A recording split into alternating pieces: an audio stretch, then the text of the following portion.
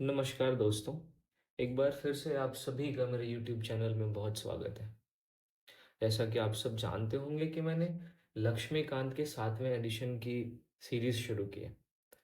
अभी तक हमने इसके पहले 2 चैप्टर्स को कवर कर लिया है, जिसमें पहला था संविधान की ऐतिहासिक पृष्ठभूमि यानी historical background of the constitution, और दूसरा था मेकिंग ऑफ द कॉन्स्टिट्यूशन, संविधान का निर्माण। आज हम तीसरे चैप्टर को शुरू करने वाले हैं। इस चैप्टर का नाम है कॉन्सेप्ट ऑफ द कॉन्स्टिट्यूशन। इस चैप्टर में हम कॉन्स्टिट्यूशन क्या होता है, कॉन्स्टिट्यूशनलिज्म का कॉन्सेप्ट क्या है, और फिर कॉन्स्टिट्यूशन एंड कॉन्स्टिट्यूशनलिज्म, इन दोनों के बीच का क्या संबंध है। फिर हम कॉन्स्टिट्यूशनलिज्म का डेफिनेशन देखेंगे, उसके मीनिंग्स देखेंगे, और उसके कॉन्स्टिट्यूशनलिज्म के क्या क्या एलिमेंट्स होते हैं, इन सबको हम देखेंगे। तो ये चैप्टर बहुत ही ज़्यादा इंपॉर्टेंट हो जाता है। ये चैप्टर मैं आपको बता दूं कि इस लक्ष्मीकांत के 7वें एडिशन में ही ऐड किया गया है। हालांकि इस चैप्टर के बारे में पहले भी चर्चा पिछले कई सारे बुक्स में और हमारी एनसीईआरटीज में मिलती है, लेकिन एक अलग चैप्टर के रूप में इसको लक्ष्मीकांत के 7वें एडिशन में ही शामिल किया गया है, क्योंकि यूपीएससी ने डायरेक्ट कॉन्स्टिट्यूशनलिज्म से एक प्रश्न पूछ लिया था, और मुझे लगता है शायद उसके बाद इस चैप्टर को इसमें शामिल किया गया। तो चलिए आज का इस चैप्टर को हम शुरू करते हैं। सबसे पहले हम देखते हैं कि कॉन्स्टिट्यूशन जो वर्ड है उसका अर्थ क्या है, वो कहाँ से डिराइव हुआ है, उसका इवोल्यूशन कैसे हुआ है, इसका मीनिंग क्या है। तो ये जो कॉन्स्टिट्यूशन वर्ड है, ये एक लैटिन वर्ड है, कॉन्स्टिट्यूएरे। इसी वर्ड से डिराइव हुआ है, और कॉन्स्टिट्यूएरे का लैटिन में अर्थ होता है टू स्टैब्लिश और टू सेटअप, यानी किसी भी चीज की स्थापना या किसी चीज को बनाना। अगर हम कॉन्स्टिट्यूशन के मीनिंग की बात करें तो इसे हम सबसे ज्यादा आसान शब्दों में ये समझ सकते हैं कि ये कुछ ऐसे प्रिंसिपल की बात करता है जो ये बताता है कि किसी भी गवर्नमेंट का ऑर्गेनाइजेशन कैसा होगा, वो गवर्नमेंट कैसे काम करेगी, और किसी गवर्नमेंट और वो गवर्नमेंट जिस देश के लोगों पे शासन कर रही है, उन लोगों के बीच कैसा संबंध होगा in terms of their rights and duties. यानी कि संविधान एक ऐसा सिद्धांतों का समूह है जो किसी भी सरकार के ऑर्गेनाइजेशन के बारे में बताता है, सरकार के काम करने के तरीकों के बारे में बताता है, और सरकार और उसकी जनता के बीच अधिकारों और कर्तव्यों के संदर्भ में कैसा संबंध है, इस बात को बताता है। अब कॉन्स्टिट्यूशन वर्ड को अलग अलग एक्सपर्ट्स ने डिफाइन करने की कोशिश की है। हमें अलग अलग एक्सपर्ट्स का नाम याद नहीं रखना है, हमें कॉन्स्टिट्यूशन क्या होता है ये मोटा मोटा समझ में आना चाहिए, ताकि हम उसे अपनी भाषा में किसी को बता सकें, या जब भी लिखना हो तो हम बिना किसी एक्सपर्ट के नाम के भी लिख सकें। और वो मैंने यहाँ पे लिख दिया है, ये जो लिखते हैं ये आपको बस याद होना चाहिए, ये आपको समझ में आना चाहिए। अब बस हम एक बार देख लेते हैं कि अलग अलग जो एक्सपर्ट्स हैं उन्होंने कॉन्स्टिट्यूशन की क्या क्या परिभाषा दी है। तो जो गिलक्रिस्ट साहब हैं उनके अनुसार कॉन्स्टिट्यूशन जो है वो कंसिस्ट करता है रूल्स ऑफ लॉज, जो डिटरमिन करता है कि गवर्नमेंट का ऑर्गेनाइजेशन कैसा होगा, पावर्स का डिस्ट्रीब्यूशन किस तरीके से होगा between the various organs of government, यानी सरकार के विभिन्न अंगों के बीच में शक्ति का विभाजन किस आधार पर होगा, सरकार का संगठन कैसा होगा, और ये जो शक्तियों का विभाजन है वो किन सिद्धांतों के आधार पर होगा। ये सारी बातें बताने का काम हमारा संविधान करता है, ऐसा गिलक्रिस्ट साहब कहते हैं। अगले एक्सपर्ट हैं गेटल। इन्होंने भी मोर और लेस सेम बातें कही है। गेटल के अनुसार the fundamental principles that determine the form of a state are called its constitution.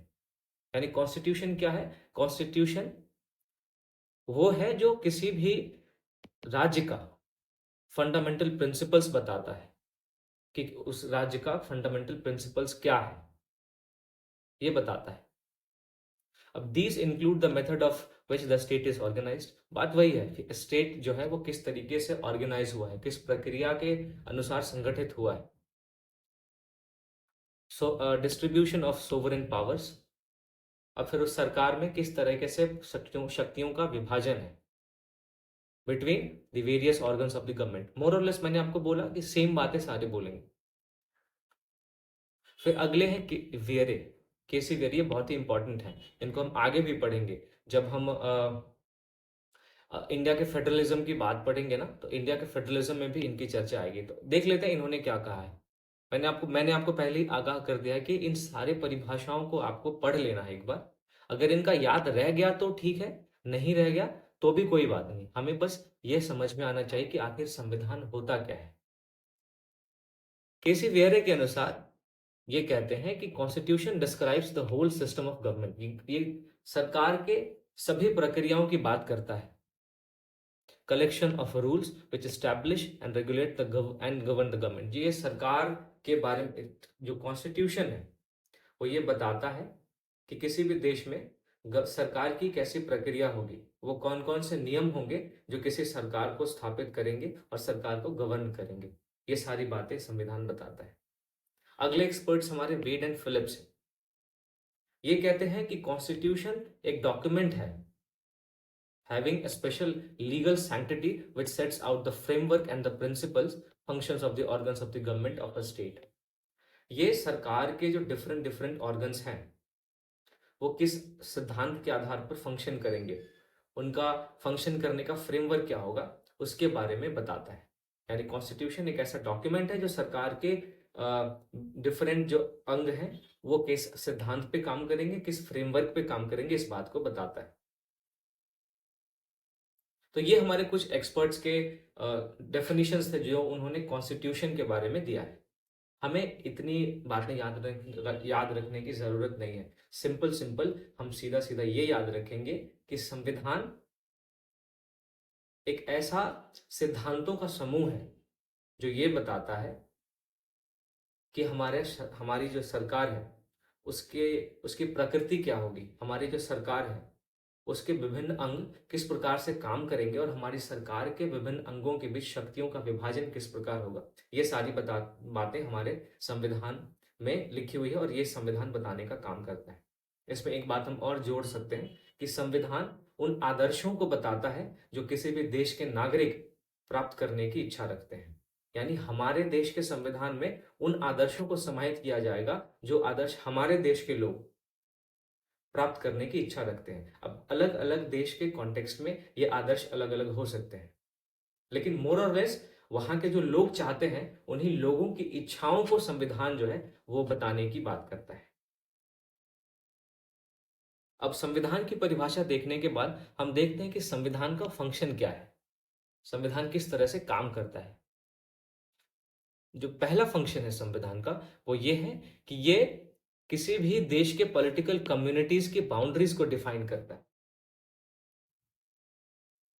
ये दूसरा इसका फंक्शन है कि किसी भी देश के पॉलिटिकल कम्युनिटी, माफ कीजिएगा, किसी भी देश का पॉलिटिकल कम्युनिटी उसका नेचर क्या होगा और उसको कौन कौन सी अथॉरिटी मिली होगी, इस बात को हमारा संविधान बताने को बताता है।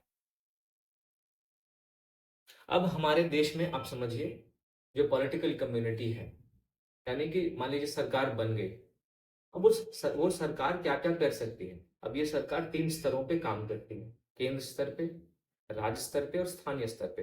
तो इन तीनों स्तर की सरकारों के कार्य करने की क्या क्या सीमाएं हैं वो भी बताने का काम करता है। इन तीनों स्तर की सरकारों का क्या नेचर होगा, उनको क्या क्या अथॉरिटी मिली हुई है, ये बताने का काम भी संविधान करता है। फिर संविधान का तीसरा फंक्शन ये है कि ये किसी भी नेशनल कम्युनिटी के आइडेंटिटी और वैल्यू को एक्सप्रेस करता है।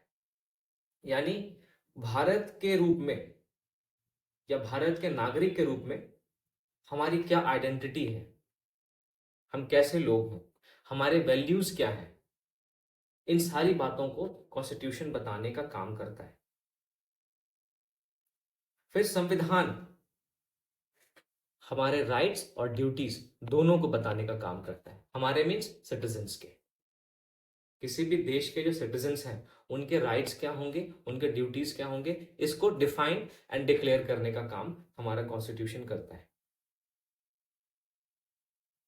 फिर जो हमारा संविधान है वो हमारे देश में एक पॉलिटिकल इंस्टीट्यूशन को इस्टेब्लिश और रेगुलेट करने की बात करता है। यानी किसी भी देश में एक ऐसा इंस्टीट्यूशन होगा जो उस देश के पॉलिटिकल अफेयर्स को देखेगा। तो उसको स्टैब्लिश करना और उसको रेगुलेट करना, दोनों के बारे में बताता है कौन? हमारा संविधान। फिर हमारा संविधान जो शेयर ऑफ पावर है उसको डिवाइड करता है बिटवीन लेयर्स ऑफ गवर्नमेंट। इसका मतलब यह है कि हमारे देश में जो सरकार है उसके 3 स्तर है: केंद्र सरकार, राज्य सरकार और स्थानीय स्वशासन। तो इन तीनों सरकारों के बीच में शक्तियों को विभाजित करने का काम संविधान करेगा। फिर संविधान can declare the official religious identity of a state. हमारे संविधान में मैं आपको एग्जांपल देता हूं। भारत का जो संविधान है उसमें भारत को एक सेक्युलर स्टेट बताया गया है। पाकिस्तान का जो कॉन्स्टिट्यूशन है उसमें पाकिस्तान को एक इस्लामिक स्टेट बताया गया है। तो हमारी रिलीजियस आइडेंटिटी जो है वो सेक्युलर होने की है, वही पाकिस्तान की रिलीजियस आइडेंटिटी इस्लामिक होने की है। तो ये बताने का काम भी संविधान करता है कि कोई भी स्टेट की रिलीजियस आइडेंटिटी क्या है। We are very proud of ourselves to have a secular state. वहीं आप पाकिस्तान चले जाइए तो वहां पे आपको सेक्युलरिज्म देखने को नहीं मिलता। वहां पे पाकिस्तान पूरी तरह से एक इस्लामिक स्टेट के रूप में कॉन्स्टिट्यूशन के द्वारा स्टैब्लिश किया गया।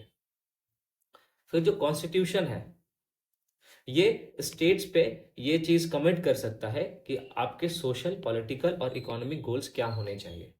अब इस बात को हम डीपीएसपी में बहुत इजीली देख सकते हैं। यानी संविधान किसी भी देश के सरकार को उनके सोशल गोल्स के बारे में, उनके पॉलिटिकल गोल्स के बारे में, उनके इकोनॉमिक गोल्स के बारे में बता सकता है कि आपके ये गोल्स हैं और आपको इन गोल्स को प्राप्त करने के लिए कदम उठाने चाहिए और आगे बढ़ना चाहिए।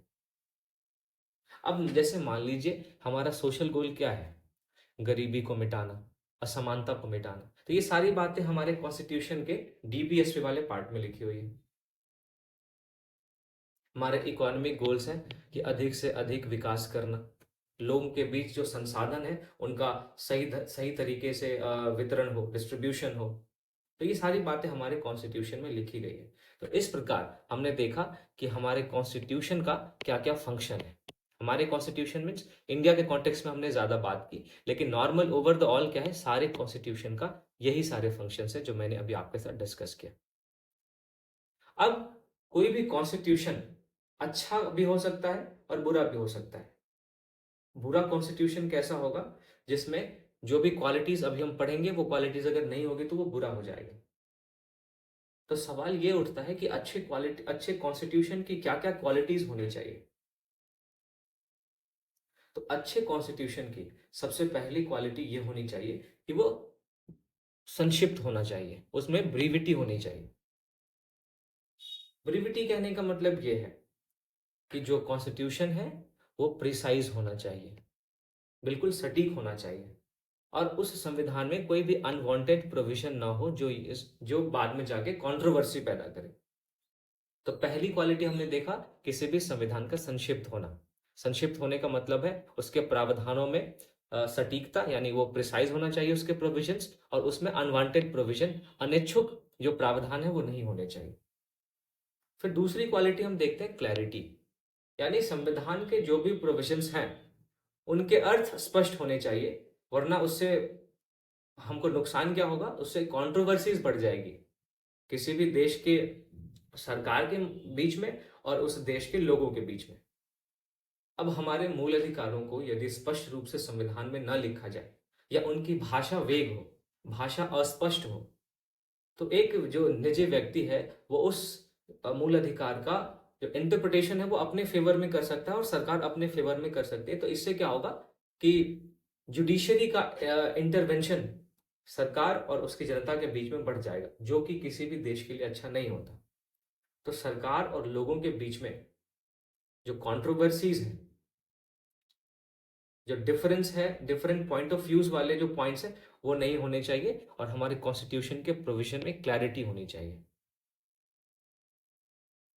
फिर तीसरा जो क्वालिटी है गुड कॉन्स्टिट्यूशन का, वो ये है कि किसी भी कोई भी कॉन्स्टिट्यूशन का जो प्रोविजन है वो अपने मीनिंग में डेफिनेट होना चाहिए। यानी should have definite meaning of provisions, otherwise would increase the discretion of जजेस इन इंटरप्रिटेशन। सही बात है। अब किसी भी संविधान में आपने कोई प्रावधान लिख दिया और उस प्रावधान के अलग अलग मतलब निकल के आ रहे हैं, तो इससे तो बहस छिड़ेगी, और जब बहस छिड़ेगी तो बहस का निर्णय कहाँ होगा? कोर्ट में होगा। तो इससे जजेस का जो डिस्क्रिशन है वो बढ़ जाता है। तो कोई भी कॉन्स्टिट्यूशन में जो है वो डेफिनेटनेस होना चाहिए। चौथी क्वालिटी जो किसी गुड कॉन्स्टिट्यूशन में होनी चाहिए वो ये कि वो कॉन्स्टिट्यूशन कॉम्प्रिहेंसिव होना चाहिए। So comprehensiveness is the other quality of a good constitution. अब comprehensiveness या व्यापकता, इसका क्या अर्थ है? अब देखिए, कोई भी संविधान किसी भी सरकार के पावर के रूप में कोई भी संविधान किसी सरकार के क्या क्या शक्तियां होंगी उसके बारे में अच्छे से चर्चा करना चाहिए। किसी भी सिटीजन के राइट्स और ड्यूटीज क्या होंगे वो उस संविधान में अच्छे से लिखा होना चाहिए, ताकि जो भी कॉन्फ्लिक्ट है उसको हम मिनिमाइज कर सके। यानी कि सरकार और सिटीजन्स के बीच का जो कॉन्फ्लिक्ट है उसको न्यूनतम करने के लिए एक संविधान का व्यापक होना बहुत जरूरी है। और इस व्यापकता के लिए हम सरकार की शक्तियों को अच्छे से बता सकते हैं, किसी भी सिटीजन के राइट्स और ड्यूटीज को अच्छे से बता सकते हैं। अगली क्वालिटी जो एक अच्छे कॉन्स्टिट्यूशन की होनी चाहिए वो है सूटेबिलिटी, यानी उपयुक्तता। अब सूटेबिलिटी का मतलब क्या है? कोई भी संविधान हमारे हिस्टोरिकल यानी ऐतिहासिक, सोशियो कल्चरल यानी सामाजिक सांस्कृतिक, economic and political condition of the nation के अनुसार होना चाहिए। कहने का मतलब यह है कि हम किसी भी देश का संविधान उसके हिस्ट्री को ध्यान में रखे, उसके सोशियो कल्चर को ध्यान में रखे, उसके सामाजिक सांस्कृतिक विरासत को ध्यान में रखे, उसकी अर्थव्यवस्था को ध्यान में रखे, और वहां पे राजनीतिक परिदृश्य क्या है इसको भी ध्यान में रखकर एक संविधान बनाया जाना चाहिए। अब हिस्टोरिकल सूटेबिलिटी का मतलब क्या है? अब हम अपने कॉन्स्टिट्यूशन में जो प्रोविजंस है उसके कॉन्टेक्स्ट में समझने की कोशिश करते हैं। यहाँ पे सूटेबिलिटी जो है वो हिस्टोरिकल कॉन्टेक्स्ट में हम अभी समझने की कोशिश करते हैं। इसका सबसे अच्छा एग्जाम्पल है पार्लियामेंट्री सिस्टम और वेलफेयर स्टेट की संज्ञा। अब जब हमने 200 साल की गुलामी झेली तो उस गुलामी ने हमें ये सिखा दिया कि जो भी स्टेट है उसका रूप एक कल्याणकारी राज्य का होना चाहिए। उसके पास शक्तियां होनी चाहिए, लेकिन उस शक्तियों पर भी अंकुश लगा होना चाहिए। जो सरकार आएगी वो हमेशा हमेशा के लिए सरकार नहीं रहेगी, सरकार लगातार बदलती रहनी चाहिए। तो इन्हीं सारे कॉन्टेक्स्ट को ध्यान में रख के हमारे संविधान में डीपीएसपी में वेलफेयर स्टेट की संज्ञा, वेलफेयर स्टेट का कॉन्सेप्ट लाया गया है। हमने पार्लियामेंट्री सिस्टम अपनाया जिसमें कि लोअर जो हाउस होता है वो डिसॉल्व हो जाता है, यानी लोकसभा का विघटन होता है, और फिर लोकसभा के विघटन के बाद चुनाव होता है तो सरकार बदलने की संभावना रहती है। इस प्रकार से कोई भी सरकार निरंकुश नहीं हो सकती, बहुत लंबे समय तक शासन नहीं कर सकती, तब तक जब तक कि देश की जनता न चाहे। और फिर हमने ब्रिटेन ने हम पे शासन किया, तो हम उस शासन व्यवस्था से परिचित थे जो पार्लियामेंट्री सिस्टम में इसका उल्लेख है। तो इस वजह से हमने देखो अपने हिस्टोरिकल कॉन्टेक्स्ट को ध्यान में रखते हुए अपने देश में पार्लियामेंट्री सिस्टम को अडॉप्ट किया। हमने अपने संविधान में वेलफेयर स्टेट का कॉन्सेप्ट डाला, ताकि हमने जो दास्ता झेली है, हमने जो शोषणकारी नीतियों को झेला है, उन नीतियों को हम दोबारा न झेलें। तो कैसे हमने अपने हिस्टोरिकल पर्सपेक्टिव को ध्यान में रखते हुए अपने संविधान का निर्माण किया है। फिर अगर हम अपने सोशियो कल्चरल पर्सपेक्टिव की बात करें तो हमने क्या किया है, अपने देश में एक सेक्युलर स्टेट का कॉन्सेप्ट लाया है। हमारे संविधान में लिखा हुआ है कि India will be a secular state. अब देखो, भारत एक विशाल देश है, इसमें विश्व के सभी धर्म, जितने भी प्रमुख धर्म हैं, उन सभी धर्मों के लोग भारत में पाए जाते हैं। तो ऐसी स्थिति में अगर किसी एक धर्म को राज्य धर्म बना दिया जाता तो इससे बाकी धर्म के लोग अपने आप को हमेशा बैकग्राउंड में फील करते, हमेशा अपने आप को पृष्ठभूमि में देखते। वो हमेशा एक डर उनके मन में हमेशा रहता कि हमारे साथ ज्यादती हो सकती है, सरकार हमारे फेवर में निर्णय नहीं ले सकती है। तो कैसे हमने अपने सोशियो कल्चर को ध्यान में रखते हुए अपने देश में एक सेक्युलर स्टेट का कॉन्सेप्ट लाए। कैसे हमारे संविधान में सीधा सीधा लिख दिया गया कि हमारा देश एक सेक्युलर स्टेट होगा।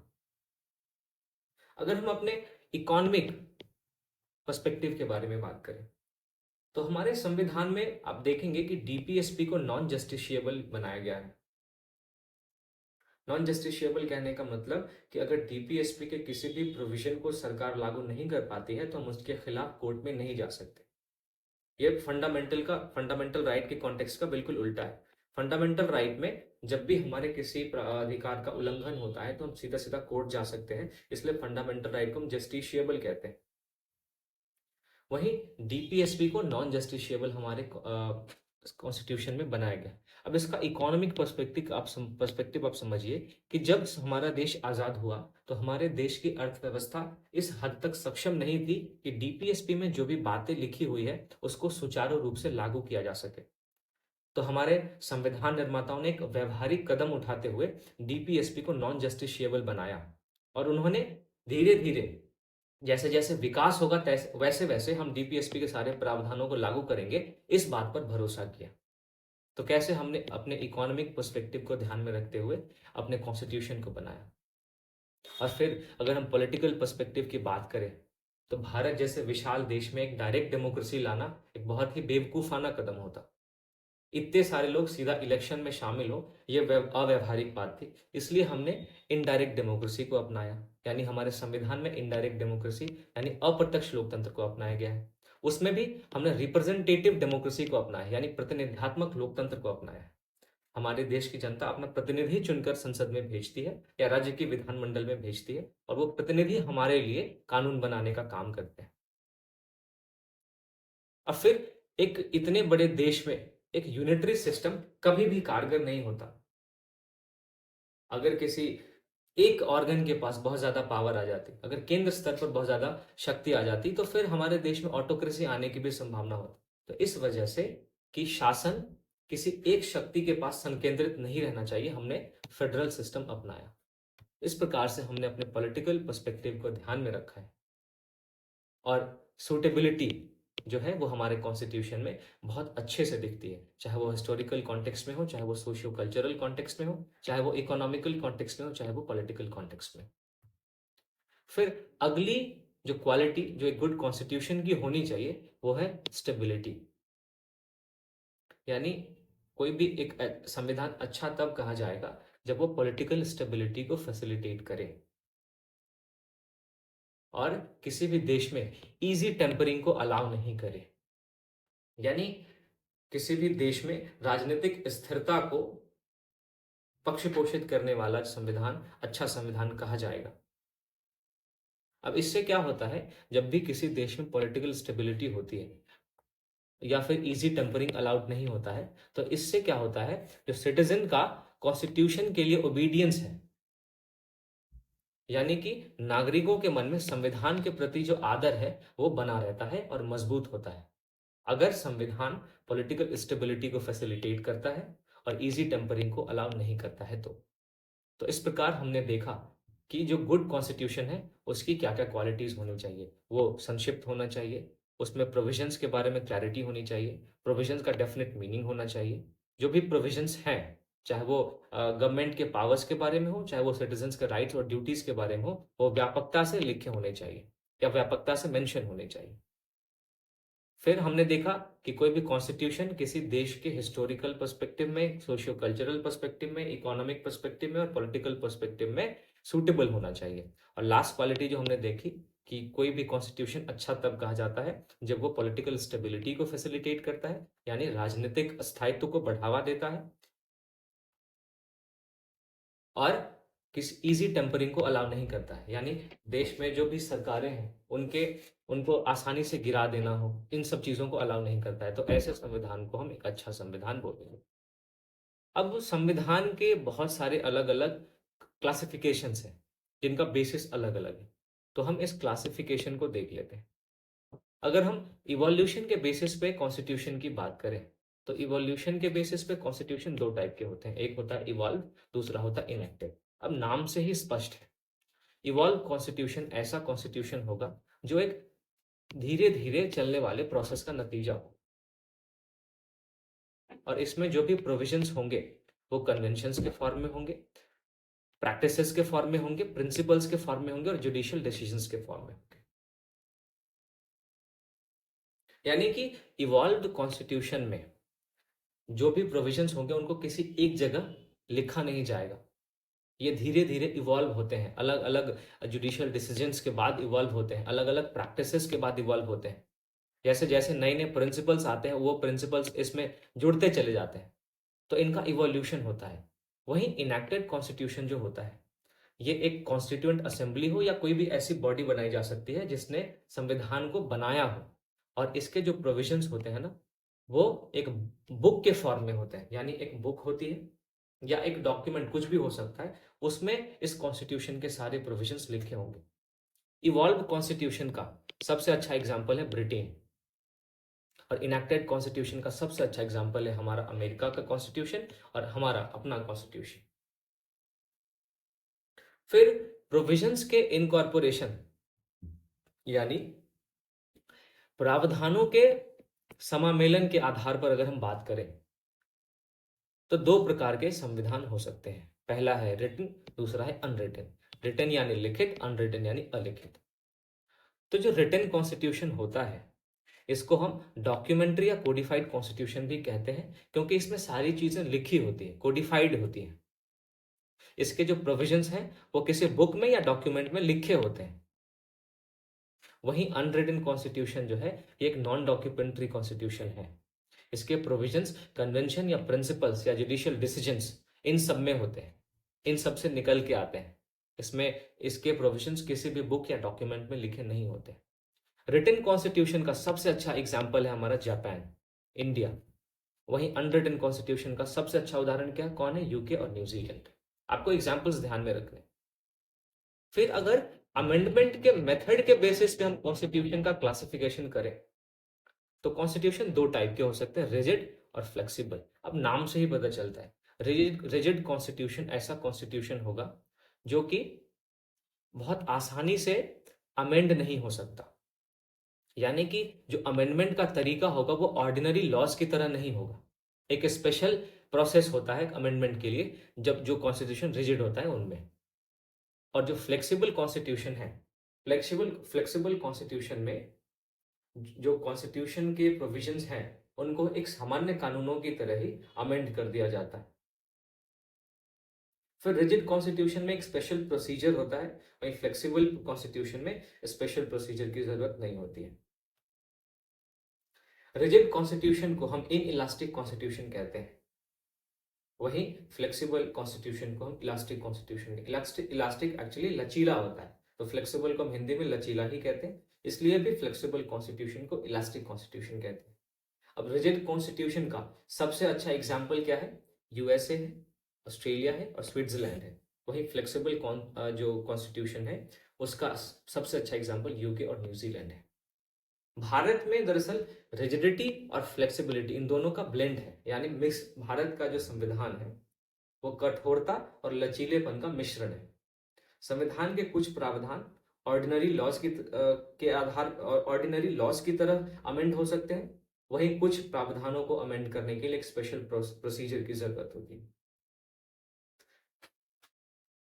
फिर हम देखते हैं कि नेशनल और रीजनल गवर्नमेंट के जो रिलेशनशिप है, इनके नेचर के बेस पे संविधान का क्लासिफिकेशन किन किन आधार पे हो सकता है। नेशनल गवर्नमेंट मतलब सेंट्रल गवर्नमेंट, रीजनल गवर्नमेंट मतलब स्टेट गवर्नमेंट। ठीक है, तो नेशनल और रीजनल गवर्नमेंट के बीच में कैसा रिलेशनशिप है उसके बेसिस पे अगर हम कॉन्स्टिट्यूशन को क्लासिफाई करें तो ये कॉन्स्टिट्यूशन दो टाइप के होते हैं, फेडरल और यूनिटरी। फेडरल में डिवीजन ऑफ पावर होता है, यानी नेशनल और रीजनल गवर्नमेंट के बीच में शक्तियों का विभाजन होता है। वहीं यूनिटरी में कॉन्सेंट्रेशन ऑफ पावर होता है, यानी जो पावर है वो नेशनल गवर्नमेंट में ही कॉन्सेंट्रेटेड होती है, संकेंद्रित होती है। फेडरल का सबसे अच्छा एग्जाम्पल है यूएसए, कनाडा और स्विट्जरलैंड। वही यूनिटरी का सबसे अच्छा एग्जाम्पल है यूके और फ्रांस, जापान एक्सेट्रा। फिर एक अलग क्लासिफिकेशन होता है प्रोसीजरल और प्रिस्क्रिप्टिव कॉन्स्टिट्यूशन के रूप में। जो प्रोसीजरल कॉन्स्टिट्यूशन होता है ना, ये लिमिट करता है गवर्नमेंट के पावर को, जिसका उद्देश्य क्या होता है, डेमोक्रेटिक प्रोसेस को प्रोटेक्ट करना और फंडामेंटल जो ह्यूमन राइट्स है उनको प्रोटेक्ट करना। यानी प्रोसीजरल कॉन्स्टिट्यूशन जो होता है ये गवर्नमेंट की शक्तियों को सीमित करता है ताकि देश में जो लोकतांत्रिक प्रक्रिया है वो बची रहे और देश के और मानव अधिकारों की सुरक्षा हो सके।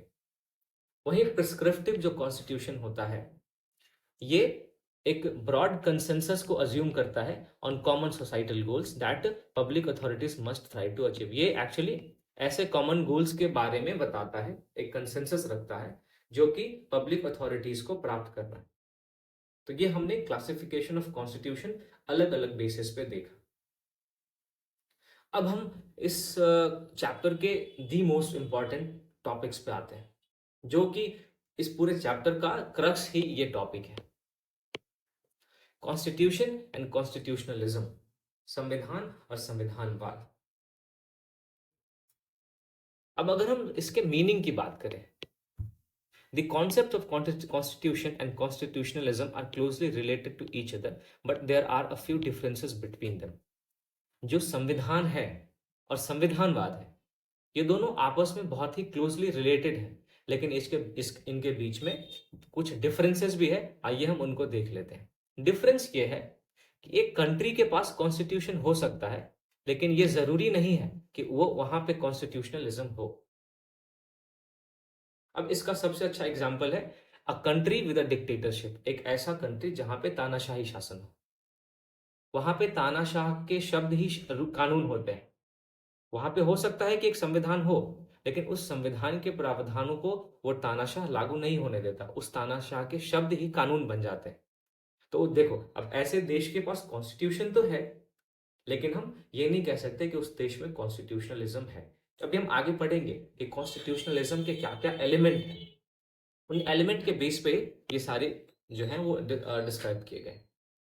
फिर constitutionalism recognizes the need for government with power but at the same time insists that limitations should be placed on those powers।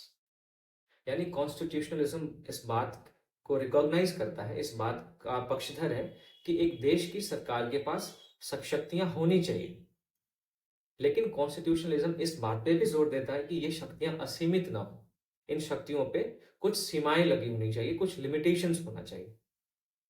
क्योंकि जब किसी भी देश की सरकार को अनलिमिटेड पावर दे दिया जाएगा तो ऐसी स्थिति में उसमें वहां एक अथॉरिटेरियन सरकार आ सकती है, एक ऑप्रेसिव गवर्नमेंट आ सकती है जो नागरिकों के अधिकारों को दबाएगी, नागरिकों की स्वतंत्रता को दबाएगी। Only when the constitution of a country imposes limitations upon governmental power does a country have not only a constitution but also constitutionalism। It means कि जब कोई भी कॉन्स्टिट्यूशन किसी भी देश की सरकार पे सीमाओं को आरोपित करता है, लिमिटेशंस लगाता है, तभी हम कह सकते हैं कि किसी भी देश में कॉन्स्टिट्यूशन भी है और कॉन्स्टिट्यूशनलिज्म भी। अब जो कॉन्सेप्ट ऑफ कॉन्स्टिट्यूशनलिज्म है ये of a polity governed by or under a constitution that ordains essentially limited government and rule of law as opposed to arbitrary, despotic, authoritarian or totalitarian rule। अब जो meaning है ना, ये सारी चीजों का ऑलमोस्ट एक ही मतलब है कि जो कॉन्स्टिट्यूशनलिज्म है वो गवर्नमेंट पे कुछ लिमिटेशंस प्लेस करेगा ताकि गवर्नमेंट आर्बिट्ररी, डेस्पोटिक, अथॉरिटेरियन और टोटलिटेरियन रूल ना करे। कॉन्स्टिट्यूशनल गवर्नमेंट का मतलब होता है डेमोक्रेटिक गवर्नमेंट। यानी अगर मैं ये कहूं कि किसी देश में कॉन्स्टिट्यूशनल गवर्नमेंट है तो इसका मतलब है कि वहां पे डेमोक्रेटिक गवर्नमेंट नेसेसरली होना चाहिए। एक अनडेमोक्रेटिक गवर्नमेंट कभी भी कॉन्स्टिट्यूशनल नहीं हो सकती। जो आर्बिट्ररी पावर है वो किसी इंडिविजुअल या किसी इंस्टीट्यूशन के हाथ में नहीं होना चाहिए, इस बात का पक्षधर संविधानवाद है। ठीक है, संविधानवाद आपको समझ में आया। फिर चौथा पॉइंट इसमें ये कहता है कि constitutionalism desires a political order in which the power of government are limited. मैंने आपको पहले ही बताया कि ये चारों बातों का ऑलमोस्ट सेम मतलब है, और इन चारों बातों का अगर हम क्रक्स निकालने की कोशिश करें तो क्रक्स ये है कि संविधानवाद एक सीमित सरकार की बात करता है। ये आपका यूपीएससी का पीवाईक्यू है। संविधानवाद एक सिविलाइज्ड गवर्नमेंट की बात करता है। संविधानवाद एक डेमोक्रेटिक गवर्नमेंट की बात करता है। और संविधानवाद और संविधान एक साथ होने के लिए ये जरूरी है कि किसी भी देश में संविधान होने के साथ साथ उस संविधान में सरकार पर क्या क्या सीमाएं हैं, इस बात की भी चर्चा हो, तभी हम ये बोलेंगे कि किसी भी देश में संविधान और संविधानवाद दोनों हैं। अब हम कॉन्स्टिट्यूशनलिज्म को अगर हम डिफाइन करें तो सिंपली, तो अगर हम सिंपल वर्ड्स में डिफाइन करें तो जो कॉन्स्टिट्यूशन है, सॉरी कॉन्स्टिट्यूशनलिज्म जो है, उसका सीधा सीधा मतलब होता है लिमिटेड गवर्नमेंट। अब कॉन्स्टिट्यूशनलिज्म को अलग अलग एक्सपर्ट्स ने अलग अलग तरीके से डिफाइन करने की कोशिश की है, ये आप खुद से पढ़ लीजिएगा। मैंने आपको इसका क्रक्स क्या बताया, constitutionalism means a limited government, यानी कॉन्स्टिट्यूशनलिज्म हमेशा एक सीमित सरकार की बात करता है। उस सरकार को शक्तियां होनी चाहिए, लेकिन उन शक्तियों पे कुछ ना कुछ प्रतिबंध भी होने चाहिए, ऐसे सरकार की बात करता है संविधानवाद। अब अगर हम संविधानवाद के एलिमेंट्स की बात करें, कौन कौन से ऐसे एलिमेंट्स हैं जो कॉन्स्टिट्यूशनलिज्म की तरफ बढ़ने की बात करते हैं, किसी देश में ऐसी कौन कौन सी चीजें पाई जाएंगी तो हम कह सकेंगे कि उस देश में कॉन्स्टिट्यूशनलिज्म है या संविधानवाद है। सबसे पहले तो पॉपुलर सोवरेंटी, यानी कि संप्रभुता। अब सोवरेंटी जो शब्द है, इसका मतलब ये होता है कि कोई भी देश की सरकार यदि कोई निर्णय लेती है तो वो निर्णय पूर्ण रूप से उनकी इच्छा के अनुसार होना चाहिए। वो निर्णय ना तो किसी आंतरिक शक्ति या ना किसी बाह्य शक्ति के दबाव में होनी चाहिए, तभी हम कह सकते हैं कि वो सोवरेन है। माफ कीजिए, आंतरिक शक्ति मीन्स कि यहाँ पे कोई ऐसी शक्ति जो सरकार से जबरदस्ती काम करवा रही है, यहाँ पे आंतरिक शक्ति का मतलब जनता नहीं होगी। तो सोवरेन होना चाहिए, पॉपुलर सोवरेंटी होगी किसी देश में, तो हम बोलेंगे कि उस देश में कॉन्स्टिट्यूशनलिज्म है। किसी भी देश में रूल ऑफ लॉ होना चाहिए, यानी विधि का शासन होना चाहिए। इस रूल ऑफ लॉ को एक ब्रिटिश जूरिस्ट थे एवी डाइसी, उन्होंने दिया था। इसके बारे में जब हम फंडामेंटल राइट का चैप्टर पढ़ेंगे तो उसमें पढ़ेंगे कि कैसे आर्टिकल 14 हमारा रूल ऑफ लॉ की ही बात करता है, और रूल ऑफ लॉ को बाद में सुप्रीम कोर्ट ने कैसे इंपॉर्टेंट मानते हुए इसको जो बेसिक स्ट्रक्चर ऑफ कॉन्स्टिट्यूशन है वो घोषित किया है। फिर कॉन्स्टिट्यूशनलिज्म का तीसरा इंपॉर्टेंट एलिमेंट है डेमोक्रेटिक गवर्नमेंट। मैंने अभी आपको थोड़ी देर पहले बताया कि अगर किसी देश में कॉन्स्टिट्यूशनलिज्म है तो ये नेसेसरी है, ये आवश्यक है कि उस देश की जो सरकार है वो डेमोक्रेटिक हो। फिर कॉन्स्टिट्यूशनलिज्म का एक अगला इंपॉर्टेंट एलिमेंट है separation of power. Separation of power means government के अलग अलग ऑर्गन्स के बीच में पावर्स का सेपरेशन। संसद के अलग काम, एग्जीक्यूटिव के अलग काम, जुडिशरी के अलग काम, इसको हम कहते हैं सेपरेशन ऑफ पावर। आप सेपरेशन ऑफ पावर को डिवीजन ऑफ पावर से कंफ्यूज ना करें। डिवीजन ऑफ पावर मतलब सरकार के जो अलग अलग स्तर हैं, उन स्तरों पे शक्तियों का विभाजन होता है, तो उसको हम डिवीजन ऑफ पावर्स कहते हैं। वहीं सेपरेशन ऑफ पावर को हम हिंदी में शक्तियों का पृथक्करण कहते हैं। और इसका अर्थ होता है जो भी हमारे सरकार के 3 अंग होते हैं, संसद यानी विधायिका, कार्यपालिका और न्यायपालिका, इन तीनों की शक्तियों को अलग अलग रखना, इसको सेपरेशन ऑफ पावर कहते हैं। तो separation of power is also very important for constitutionalism. अगला एलिमेंट जो कॉन्स्टिट्यूशनलिज्म का होना चाहिए वो है एन इंडिपेंडेंट जुडिशरी। अब देखिए, एक डेमोक्रेटिक गवर्नमेंट हमेशा चाहेगी कि जो वहां के लोग हैं उनकी स्वतंत्रता को दबाया ना जाए। इन केस अगर सरकार दबाना चाहती है तो लोग कहाँ जाएंगे, लोग जाएंगे जुडिशरी में। और अगर जुडिशरी इंडिपेंडेंट नहीं है तो जो अगर जुडिशरी इंडिपेंडेंट नहीं है तो वो हमेशा सरकार को फेवर करने का काम करेगी, क्योंकि उसको फायदा वहीं से होगा। तो ऐसे स्थिति में जो भी सिटीजन्स हैं उनके राइट्स कभी भी प्रोटेक्टेड नहीं रह पाएंगे। तो इसलिए एक डेमोक्रेटिक गवर्नमेंट के होने के साथ साथ एक इंडिपेंडेंट जुडिशरी का होना भी कॉन्स्टिट्यूशनलिज्म का एक महत्वपूर्ण एलिमेंट है। फिर कॉन्स्टिट्यूशनलिज्म का एक अन्य जो इंपॉर्टेंट एलिमेंट है वो है सिविलियन कंट्रोल ऑफ मिलिट्री। फिर पुलिस जो है वो गवर्न होनी चाहिए, लॉ के थ्रू और जुडिशियल कंट्रोल उन पर होना चाहिए। यानी कि पुलिस को असीमित शक्तियां नहीं दी जानी चाहिए कि वो जब भी चाहे किसी को भी डिटेन कर ले, किसी को भी पनिश कर दे। तो ऐसा नहीं होना चाहिए। जो पुलिस है वो कानून के द्वारा गवर्न होनी चाहिए, शासित होनी चाहिए, और पुलिस पे जुडिशियल कंट्रोल होना चाहिए। ये it was an another important element of constitutionalism. And the last is respect for individual rights. Constitutionalism हमेशा इंडिविजुअल राइट्स के रिस्पेक्ट की बात करेगा। तो ये सारे एलिमेंट्स हमारे कॉन्स्टिट्यूशनलिज्म के थे। तो इस प्रकार ये चैप्टर हो गया है खत्म। इस चैप्टर से अगर आपको 4-5 बातें याद रखनी है तो वो सबसे पहली बात जो आपको याद रखनी है वो ये पहला कि डेफिनेशन ऑफ कॉन्स्टिट्यूशन, संविधान क्या होता है, संविधान क्यों होता है ना।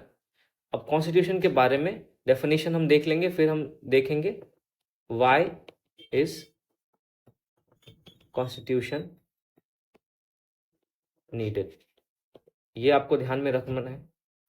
फिर इसके बाद आप देख सकते हैं, और इसके अलावा आप कॉन्स्टिट्यूशन के फंक्शंस को ध्यान में रखेंगे। कॉन्स्टिट्यूशन के क्या क्या फंक्शन है, जैसे शक्तियों का विभाजन है ना, देश के सरकार की प्रकृति के बारे में बताना है, उनके ऑर्गेनाइजेशंस के बारे में बताना है, ये सारे फंक्शंस हैं। फिर उसके बाद आपको याद रखना है कॉन्स्टिट्यूशनलिज्म,